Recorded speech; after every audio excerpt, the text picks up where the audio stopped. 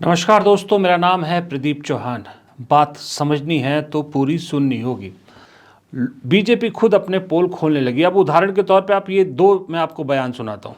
एक गृह मंत्री अमित शाह का है जो उन्होंने कोलकाता में दिया, और एक मध्य प्रदेश के कद्दावर नेता कैलाश विजयवर्गीय का है। इन दो बयानों से आपको दिख जाएगा कि बीजेपी अब कैसे फ्रस्ट्रेट होने लगी है। दिल्ली में बैठी मीडिया ये सवाल नहीं पूछती, लेकिन जैसे ही वो राज्य में जाते हैं, राज्य में जो रिपोर्टर मौजूद है स्टेट कैपिटल्स में या और जगहों पर, वो आज भी, सच में मैं बताऊं तो पत्रकारिता दिल्ली में तो गोदी हो गई है। दिल्ली में तो पत्रकार सारे पत्रकार हो गए हैं, लेकिन राज्यों में अभी भी पत्रकारिता हो रही है। इसके ये दो उदाहरण हैं। 75 साल के बाद कोई भी लीडर या फिर मंत्री हो, उसको मार्गदर्शक के भूमिका में जाना पड़ता है। तो आपको क्या लगता है, अभी हाईएस्ट लेवल पे जो भी है पार्टी या फिर एडमिनिस्ट्रेशन में, वो 75 साल हो गया, उसको अपने आप वानप्रस्थ में जाना चाहिए? चलिए मैं बुलाकर आपको बताऊंगा। तुम बंगाल की चिंता करो भैया, मेरी पार्टी की क्यों चिंता कर रहे हो? बहुत सारे लोगों को अभी तक जो रिफंड की बात कही गई थी वो भी नहीं मिला कैलाश जी, और पीने के पानी की ठीक से व्यवस्था छोड़ो यार, तुम फोकट प्रश्न मत पूछो। नहीं, फोकट नहीं, ये तो मैं तो वहाँ होकर आया हूँ। क्या क्या क्या घंटा हो गया है तुम बात? कैलाश जी बात ठीक से कीजिए, नहीं शब्दों का चयन ठीक रखिए। कैलाश जी आप ढंग से बात नहीं कर रहे हैं। नहीं, आप ये क्या शब्द होता है कि घंटा घंटा क्या शब्द होता है? आप, मैं तो जाऊंगा, लहजा इनको सुधारने कहिए। इतने सीनियर मंत्री घंटा घंटा क्या बोलते रहते हैं? बात करने की तमीज नहीं है। हाँ, और क्या? तुम मत किया, ठीक है? तो क्या घंटा बोलेंगे? सवाल कर रहे हैं ना हम, वो जवाब दे रहे हैं। आपको क्या हो रहा है? वो हमारे लीडर है। तो घंटा बोलेंगे मुझे? वो हमारे लीडर तो क्या करेंगे? हमारे 10 लोग मर गए, हम पूछे नहीं सवाल? कुछ भी बोलोगे कि हमारे क्या लीडर पूछा है? बोले हमने गाली दी है क्या? जाओ अपना काम करो।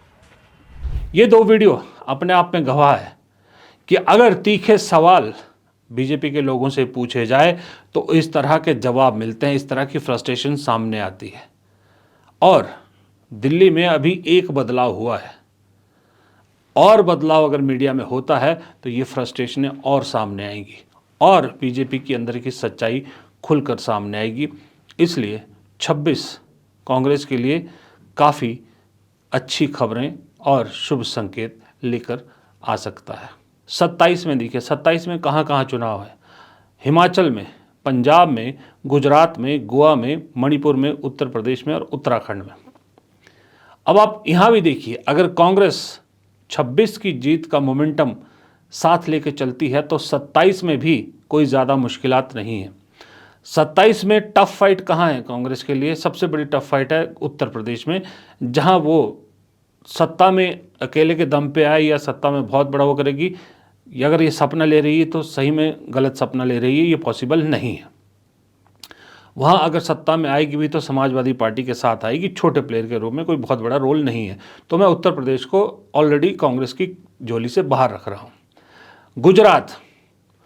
गुजरात में बहुत से लोग आप में से कहेंगे कि बहुत मुश्किल है, गुजरात तो बीजेपी का किला है, मोदी शाह का गढ़ है, वहाँ कांग्रेस नहीं हरा सकती बीजेपी को।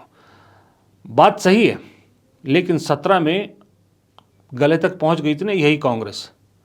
22 में गलतियां हुई, नो डाउट। उन गलतियों से सीख के कांग्रेस फिलहाल 27 के लिए पूरी तैयारी कर रही। हम यहाँ दिल्ली में या गुजरात से बाहर बैठे लोगों को खबरें नहीं मिलती, लेकिन गुजरात में ज़रा गुजरात के लोकल खबरों को देखिए। कांग्रेस लगातार वहाँ सड़क पर है, कांग्रेस यात्राओं पे यात्रा कर रही है, कांग्रेस लगातार जो है मुद्दे उठा रही है। इसीलिए वहाँ पर पीछे मोदी जी को, शाह जी को पूरी कैबिनेट फिर से रिशफल करनी पड़ी थी। वहाँ पर दरअसल लोगों को अब ये प्रॉब्लम हो रही है कि बीजेपी की जो धमकाने वाली राजनीति है, लोग उससे बाहर निकलने को छटपटा रहे हैं। क्योंकि गुजरात में कहा जाता है कि जो बीजेपी को खुद वोट दे वो तो ठीक है, बिजनेस कम्युनिटी खास करके, जो नहीं देता उसे धमकाया जाता है। बिजनेस कम्युनिटी को भी धमकाया जाता है, जो भी अगर कहीं कांग्रेस के साथ या दूसरे के साथ जाता है तो उस चीज़ से, छटपटाहट से बाहर आना चाहते हैं लोग। तो इसलिए कांग्रेस को एक साइलेंट सपोर्ट मिल रहा है। कांग्रेस को खतरा सिर्फ और सिर्फ अरविंद केजरीवाल की आम आदमी पार्टी से। वो फिर वही खेल ना खेले जो 22 में खेले था, क्योंकि इस वक्त भी आम आदमी पार्टी गुजरात में उन्हीं इलाकों में ज़्यादा फोकस कर रही है जो कांग्रेस के गढ़ हैं, जहाँ कांग्रेस मजबूत है। वहाँ आम आदमी पार्टी बड़ी चालाकी से बयान देती है, भाषण देती है, कांग्रेस और बीजेपी को एक कटघरे में रखती है, लेकिन ज़मीन वही तलाशती है जो कांग्रेस की ज़मीन है। सीधा बीजेपी के गढ़ में बीजेपी को चैलेंज अभी तक अरविंद केजरीवाल और उनकी पार्टी नहीं कर रही। वो एक खतरा है। अगर उस खतरे से कांग्रेस निपट लेती है तो गुजरात में नेक टू नेक हो सकता है कांग्रेस के लिए। तो उत्तर प्रदेश और गुजरात हो गए।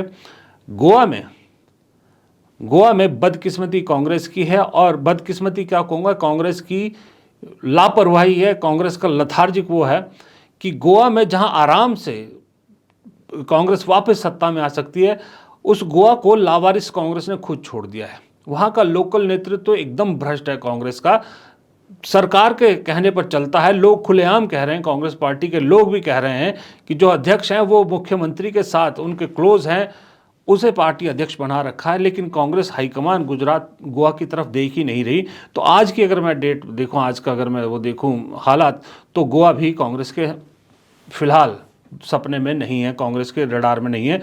तो उत्तर प्रदेश, गुजरात, गोवा, ये 3 हो गए। अब उसके बाद चुनाव होंगे आपके उत्तराखंड में। उत्तराखंड में अभी आप सोशल मीडिया देखिए और उत्तराखंड सर्च कीजिए। पिछले 2-3 महीने में, 4 महीने में सरकार के खिलाफ, बीजेपी की किसी सरकार के खिलाफ जितना आक्रोश उत्तराखंड में देखने को मिल रहा है, पूरे देश में कहीं इतना आक्रोश नहीं है। ये आक्रोश वोट में बदलेगा, डेफिनेटली बदलेगा, क्योंकि जब लोग सड़क पर उतरते हैं तो वो वोट में कन्वर्ट होता ही होता है। और कांग्रेस भी हर मुद्दे को कैश ऑन कर रही है, कांग्रेस भी एक तरह से पूरे एग्रेसिवली कर रही है। तो उत्तराखंड आज की डेट में अगर मैं मान के चलूँ तो उत्तराखंड बीजेपी के हाथ से निकल चुका है। कांग्रेस को लपकना है बस आज की डेट में, उत्तराखंड में ये है। पर ये आज की डेट है। चुनाव 2027 में होना उत्तर प्रदेश के साथ, 2027 1 साल का बचा है, 1 साल के आसपास बचा है, 1 सवा साल बचा है, तब होना है। लेकिन फिलहाल उत्तराखंड कांग्रेस के लिए बहुत अच्छी खबर ला रहा है।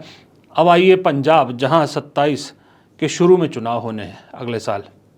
वहां पर कांग्रेस को सिर्फ और सिर्फ एक चीज़ करना है, एक क्या 2 चीज़ें करनी है कांग्रेस को, सिर्फ 2 चीज़ें। एक तो जो गुटों में बटी कांग्रेस है उसको एकजुट करना है। कोई भी नेता अपने आप को मुख्यमंत्री का दावेदार नहीं बताएगा, ये क्लियर मैसेज देना है। गुटबाजी को ख़त्म करना है, वो पहला काम कांग्रेस को करना है। और दूसरा काम कांग्रेस को करना है कि सिद्धू परिवार से दूर रहना है। बस ये 2 काम कांग्रेस अगर पंजाब में कर दे तो पंजाब में आम आदमी पार्टी से वापस कांग्रेस को सत्ता मिलने की पूरी संभावना पंजाब में है। हिमाचल में थोड़ा मुश्किल है।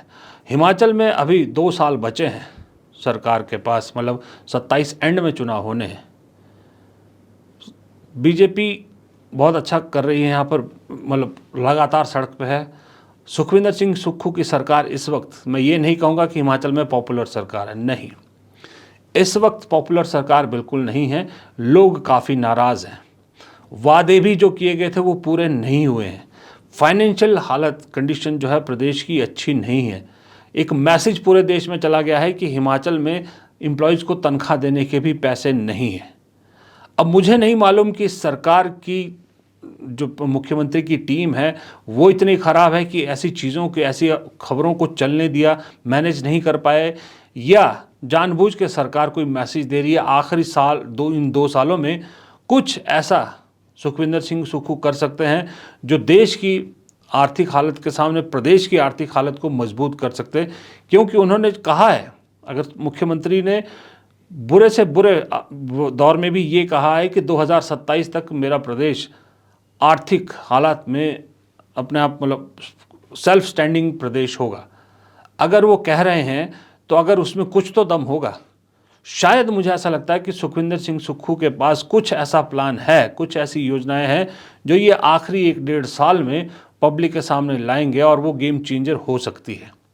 अगर तो ऐसा है तब तो कांग्रेस जो है फिर से बाजी मार सकती है। लेकिन अगर ऐसा सुखविंदर सिंह सुक्खू नहीं कर पाए तो फिर हिमाचल में, मैं अभी बता रहा हूँ आपको कि हिमाचल में फ़िलहाल तो मुश्किल है कांग्रेस की सरकार का रिपीट होना, और बीजेपी का यहाँ सत्ता में आना 27 में तय है आज की डेट में। क्योंकि खुद कांग्रेस के लोग मुझे खुद कहते हैं कि अगर जो अभी कांग्रेस की हालत है, अगर ये हालत रही तो 10 साल तक कांग्रेस सत्ता में वापस नहीं आएगी, यहाँ तक कह रहे हैं लोग। तो फिर हिमाचल को भी फिलहाल क्रॉस कर दीजिए आप। पंजाब उत्तराखंड और गुजरात, पंजाब उत्तराखंड हल्की मेहनत, हल्का सा काम कांग्रेस के खाते में 2027 में। गुजरात में मेहनत तो बहुत कुछ चीज़ें बदल सकती है। गोवा नहीं आएगा, उत्तर प्रदेश नहीं आएगा। मणिपुर राहुल गांधी को एक बार फिर जाना होगा। राहुल गांधी एक बार फिर चले जाएं, चीज़ें मणिपुर में बीजेपी के हाथ से निकलना तय है। तो ये 26 का और 27 का मैंने आपके सामने हिसाब किताब रखा। 2 सालों में 12 बड़े चुनाव हैं। लड़ाई टफ है कांग्रेस के लिए, लेकिन 26 में जो पॉजिटिव नोट पे कांग्रेस खत्म करेगी 2026 को, जो अभी लग रहा है, वो 2027 का मोमेंटम बना के रहेगा। और 26 की लड़ाई कितनी मुश्किलात होने वाली है और कांग्रेस के लिए चीज़ें कैसे आसान हो सकती हैं, इसका एक उदाहरण ये भी है कि कांग्रेस खुद तो जो मेहनत करेगी, कांग्रेस खुद में जो बदलाव करेगी, लेकिन अब इतने लंबे टाइम पे सत्ता रहने के बाद ना बीजेपी में भी बहुत सारी कमजोरियां बीजेपी की सामने आने लगी है। क्योंकि ये बात तो कांग्रेस के लोग भी मानते हैं, ये बात मैं भी मानता हूँ, ये बात आप भी मानते होंगे कि कोई भी लड़ाई हो, कोई भी किसी को जीतना हो या किसी को हराना हो, शुरुआत एक जीत से होती। एक जीत मिल जाए तो कई बार पूरी बाजी पलट जाती है। 2024 में लोकसभा चुनाव में कांग्रेस ने बीजेपी को 240 पर रोक दिया, खुद भी 100 के पास पहुंची। लेकिन उसके बाद बीजेपी ने अपने साम दाम दंड भेद जो भी हथकंडे थे सब अपना कर, जिसका खुलासा खुद राहुल गांधी ने कितनी प्रेस कॉन्फ्रेंस में किया, जिसे वोट चोरी का नाम दिया है उन्होंने। वोट चोर गद्दी छोड़ जो नारा दिया है, उस नारे की गूंज तो सुनाई दी, लेकिन वो रिजल्ट में तब्दील नहीं हुए। लेकिन 2026 ऐसा साल है जो बहुत लंबे समय के बाद, कई सालों के बाद कांग्रेस के लिए बहुत अच्छी खबरें लेके आने वाला है। क्योंकि इस साल में कांग्रेस संगठन सृजन तो करेगी, अपने आप को मजबूत करेगी। प्रियंका गांधी इंपॉर्टेंट रोल में आएंगी, प्रियंका राहुल की जोड़ी बनेगी। लेकिन जिस चीज़ को लेकर कांग्रेस में तंज कसा जाता है, चुनावी जीत, विधानसभा चुनावी जीत, वो भी कांग्रेस के खाते में आने वाली है। और कांग्रेस को ऐसे ही किसी एक साल की ज़रूरत थी। आपके सामने ग्राफिक है, देखिए। अगले 2 साल में 12 बड़े चुनाव हैं, 12 बड़े विधानसभा चुनाव और कांग्रेस के लिए कड़ी चुनौती है। लेकिन आप पहले इस साल पे नज़र डालिए। इस साल में 2026 में कहाँ कहाँ चुनाव है? केरल, पुडुचेरी, तमिलनाडु, पश्चिम बंगाल, असम। अब अगर आप इसको बाइफरकेट कीजिए, पश्चिम बंगाल अगर आप छोड़ दीजिए, आप पश्चिम बंगाल में मैं आज भी मानता हूँ कांग्रेस चौथे नंबर पे है फिलहाल भी, उसको अगर आप छोड़ दें, उसके अलावा बाकी देखिए। केरल कांग्रेस की झोली में तय है। केरल में कांग्रेस इस पोजीशन पे है कि कांग्रेस के आसपास भी कोई नज़र नहीं आ रहा। मैं यूं ही नहीं बोल रहा, ये आंकड़े देखिए अभी हाल के स्थानीय निकाय चुनाव के हैं। 6 नगर निगम में से 4 कांग्रेस ने जीते, 87 नगर पालिका में से 54 कांग्रेस ने जीती, 941 ग्राम पंचायतों में से 505 कांग्रेस की झोली में, 152 ब्लॉक पंचायतों में से 89 कांग्रेस के खाते में और 14 जिला परिषद में से 7 जिला परिषद कांग्रेस के खाते में है। ये अभी कुछ दिन पहले ही ये स्थानीय निकाय चुनाव हुए हैं। अब 2 महीने बाद, 3 महीने बाद विधानसभा चुनाव होने, क्या ही इतनी देर में ऐसा बदल जाएगा कि जो कांग्रेस को एकदम से ज़मीन पर ले आएगा। और वहाँ तो सबसे बड़ी बात है, जो चुनाव रिग करने का डर है, वोट चोरी का डर है बीजेपी से, वो भी संभव नहीं है, क्योंकि वहाँ बीजेपी खेल में है ही नहीं। वहाँ तो लेफ्ट और कांग्रेस का मुकाबला है, एलडीएफ और यूडीएफ का। पहली जीत, पहली खुशखबरी केरल से आना पक्की है। उसके बाद पुडुचेरी में भी कांग्रेस बहुत मजबूत स्थिति में है। कांग्रेस शायद विजय जो एक्टर है साउथ के, उनकी पार्टी टीवी के साथ मिलकर पुडुचेरी में चुनाव लड़ेगी, तो वहाँ भी कांग्रेस की जीत तय मानी जा रही है। 2 हो गए। अब आइए तमिलनाडु में कांग्रेस पिछले कई सालों से छोटे पार्टनर के रूप में लड़ रही है। कांग्रेस ने शायद पिछली बार 25 या 26 सीटें लड़ी थी, जिसमें से 18-19 जीती थी। इस बार कांग्रेस 35 से 40 सीट मांग रही है और वहाँ पर भी डीएमके और कांग्रेस की सरकार बनना ऑलरेडी तय मान रहे हैं सब लोग कि कोई नहीं रोक सकता। वहाँ एआईडीएमके और बीजेपी कहीं गिनती में नहीं है, तो वहाँ भी कांग्रेस छोटे पार्टनर के रूप में सही सरकार बनाएगी। हो गए 3। पश्चिम बंगाल मैंने छोड़ने को कहा। अब आइए असम। असम में अभी भी बहुत से एजेंसीज, बहुत से लोग बीजेपी को का पलड़ा भारी मान रहे हैं और कांग्रेस को हल्का मान रहे हैं मुकाबले में। लेकिन मैं ये मानता हूँ, क्योंकि मैं इन एजेंसीज पे नहीं विश्वास करता, मैं अपनी स्टडी और अपने सूत्रों पे मानता हूँ। जो मेरे सूत्र और मेरी स्टडी बता रही कि असम में इस वक्त बहुत स्लाइटली, बहुत थोड़ा सा, लेकिन कांग्रेस को एज है। लोग कह रहे हैं कि 51-49 का है, जो मेरे सूत्र बता रहे हैं कि 51 पे कांग्रेस है। और इसकी परेशानी और इसकी समझ हिमंता बिस्वा शर्मा को भी है। हिमंता बिस्वा शर्मा आजकल जो परेशान दिख रहे हैं, जितने परेशान दिख रहे हैं और जिस तरह के वो उल्टे सीधे बयान दे रहे हैं, रोज़ उनके नए नए स्टेटमेंट आती हैं, वो अपने आप में बता रहा है कि हिमंता बिस्वा शर्मा इस वक्त गौरव गोगोई से कितने घबराए हुए हैं। कि मैं भारतीय हूं, मैं चीन से नहीं आया हूं। I am an Indian, I am not Chinese. The people of North East are Indians, the people of North East are not Chinese. Gaurav Gogoi पर राहुल गांधी ने यूं ही दांव नहीं लगाया था। राहुल गांधी जानते थे कि गौरव गोगोई असम में सिर्फ कांग्रेस का चेहरा नहीं है, वो अपने पिता की लेगेसी और अपने सौम्य स्वभाव की वजह से भी लोगों में काफ़ी पॉपुलर है। पॉपुलर लेता है गौरव गोगोई वहाँ पर। यंग है, डायनेमिक है, फ्यूचरिस्टिक है, सब कुछ है। और ऐसा ही नेता असम के लोगों को चाहिए। और फिर गौरव गोगोई के पिता तरुण गोगोई की लेगेसी तो है ही है। जो हिमंता बिस्वा शर्मा है, बेशक मुख्यमंत्री पहली बार के, लेकिन बीजेपी की सरकार दूसरी बार है। और जिस तरह से वहाँ माइनॉरिटीज़ को, खासकर मुसलमानों को निशाना बनाया हिमंता बिस्वा शर्मा ने, वो बहुत से लोगों को वो बात पची नहीं। वो क्योंकि वहाँ भी खासकर के असम के लोग वो गीत संगीत वाले आदमी हैं, गीत संगीत के शौकीन लोग, सौम्य स्वभाव के, शांत स्वभाव के। उन्हें ये नफ़रत की राजनीति बहुत से लोगों को नहीं जम रही है। ये चीज़ हिमंता बिस्वा शर्मा को जब समझ में आई तो अब तक लेट हो चुका है। अब उनके पास कोई चारा नहीं है कि अपनी वही नफ़रत की राजनीति के अलावा एजेंडे को चेंज कर पाए। और दूसरी बात, गौरव गोगोई को पिछले 2-3 साल से हिमंता बिस्वा शर्मा चैलेंज कर रहे हैं। गौरव गोगोई को उनकी पत्नी के बहाने पाकिस्तानी एजेंट करार देने की पूरी कोशिश हिमंता बिस्वा शर्मा ने की। गौरव गोगोई ने हर बार उनका चैलेंज स्वीकार किया। गौरव गोगोई ने 2024 के लोकसभा चुनाव में भी हिमंता बिस्वा शर्मा का चैलेंज स्वीकार किया और उन्हें जोरहाट से, जो है पूरी सरकार वहाँ थी हिमंता बिस्वा शर्मा की, उसके बावजूद गौरव गोगोई ने जीत दर्ज की। उसके बाद गौरव गोगोई के खिलाफ SIT बनाई हिमंता बिस्वा शर्मा ने कि भाई इनके पाकिस्तान से क्या लिंक है।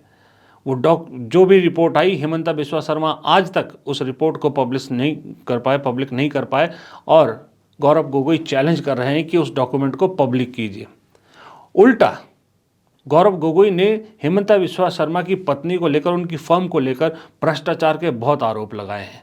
और असम में इस वक्त हिमंता बिस्वा शर्मा की पत्नी की जो कंपनी है, उसके जो ज़मीन से और उससे भ्रष्टाचार के मामले हैं, वो बहुत एक जो है बातचीत का मुद्दा है, लोगों के बीच एक डिस्कशन का मुद्दा है। लोग कंपैरिजन कर रहे हैं गौरव गोगोई के चैलेंज को और हिमंता बिस्वा शर्मा के चैलेंज को कि हिमंता बिस्वा शर्मा आरोप लगाते हैं, साबित नहीं कर पाते। गौरव गोगोई आरोप भी लगा रहे हैं और साथ में सबूत भी दे रहे हैं, लेकिन सरकार जांच नहीं कर रही है। तो इसलिए असम में 51% पे इस वक्त कांग्रेस को माना जा रहा है और 49% पे बीजेपी को। देखिए, तंत्र बीजेपी के पास है, सत्ता बीजेपी के पास है, केंद्र की सत्ता बीजेपी के पास है, धन बल बीजेपी के पास है, एजेंसीज बीजेपी के पास, सब कुछ बीजेपी के पास है। वो चाहे तो कर भी सकती है, इसमें कोई डाउट नहीं है। लेकिन गौरव गोगोई और कांग्रेस ने जो ट्रैक पकड़ा है, वो उस ट्रैक से पीछे या डाइवर्ट नहीं हो रही। सबसे बड़ी प्रॉब्लम हिमंता बिस्वा शर्मा को ये है कि कांग्रेस लगातार इन रोड बना रही। गौरव गोगोई अब तक असम को एक बार पूरा पैदल कवर कर चुके हैं, दूसरी बार में लगे हुए हैं। असम के सबसे बड़े आइकन जुबिन गर्ग की हाल ही में मृत्यु हुई थी। राहुल गांधी जुबिन गर्ग के परिवार से मिल के आए और जुबिन गर्ग का जब आखिरी वो था क्षण, मतलब उनकी अंतिम यात्रा जब जा रही थी, तब पूरी दुनिया ने देखा था कि कैसे पूरा असम जम गया था, एक तरह से स्टैंड स्टिल हो गया था, इतने मशहूर थे वो। राहुल गांधी उनके पेरेंट्स से मिल के आए, उनके परिवार से मिल के आए, लेकिन प्रधानमंत्री मोदी असम में जाते हैं, रैलियां करते हैं, लेकिन जुबिन गर्ग के परिवार से नहीं मिलते हैं। जुबिन गर्ग की मृत्यु को लेकर अभी भी बहुत सारे सवाल हैं, लोगों को बहुत शंका है। उसने और काम खराब कर दिया हिमंता बिस्वा शर्मा ने। तो इसलिए मुझे आज की डेट में तो असम में भी कांग्रेस आगे नज़र आ रही है और कांग्रेस की जीत मुझे नज़र आ रही है। अगर फ्री एंड फेयर इलेक्शन होता है, मेरा quote unquote free and fair election अगर होता है और सबको बराबर की ज़मीन मिलती है, तब कांग्रेस को असम जीतने से कोई नहीं रोक सकता। तो अब 26 में आप केरल ले लीजिए, क्लियर, पुडुचेरी क्लियर, तमिलनाडु गठबंधन, असम में काफ़ी चांस, पश्चिम बंगाल में कोई चांस नहीं। तो 5 में से 4 चुनाव कांग्रेस आराम से जीत सकती है, 4 में से 3 तो तय है, चौथा थोड़ी कोशिश करेगी, आराम से जीत सकती है। तो 5 में से 4 अगर कांग्रेस की झोली में आते हैं तो कांग्रेस जिस सृजन से गुजर रही है, ऐसे में यही तो चाहिए पार्टी को, जीत का नंबर तो चाहिए। अगर आपकी 4 सरकारें और बढ़ जाती है, 3 आपकी ऑलरेडी हैं, तो 7 सरकारें हो जाती, 7 राज्य सरकारें मायने रखती है। जब बीजेपी 2014 में ऊपर आई थी तो बीजेपी की शायद 4 सरकारें थी, 7 भी नहीं थी। 7 सरकारों से बड़ा फ़र्क पड़ता है। फिलहाल इस वीडियो में इतना ही। वीडियो पसंद आया हो तो लाइक कीजिएगा, शेयर कीजिएगा दोस्तों के साथ। कमेंट बॉक्स में आपके कमेंट बेहद ज़रूरी है और नए साल में सब्सक्रिप्शन को भी बढ़ा दीजिए। अगर आपने चैनल सब्सक्राइब नहीं किया है तो प्लीज़ चैनल को सब्सक्राइब कर लीजिएगा। नमस्कार।